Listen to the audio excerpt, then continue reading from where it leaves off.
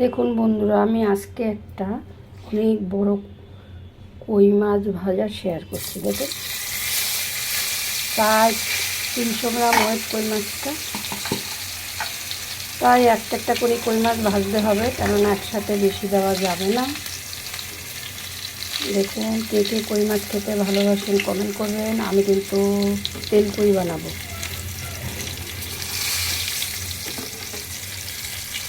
দেখুন, কড়াইয়া ভরে গেছে, আমি তেল দিয়ে দিচ্ছি। দেখুন কত বড়, কিন্তু কই মাছের কাটা খেতে কিন্তু খুব টেস্টি।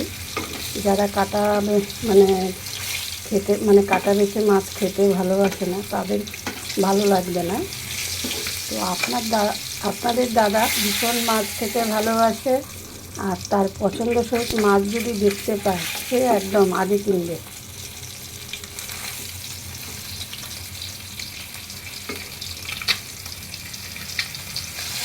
আর তেল কই কিন্তু একদম গরম গরম সাদা ভাতের সাথে একদম জমে যায়। আমি তেল কইয়ের রেসিপি দেওয়া আছে আমার চ্যানেলে।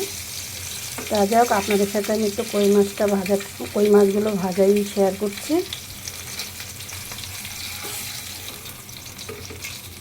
তাহলে আবার নতুন ভিডিও নিয়ে দেখা হবে।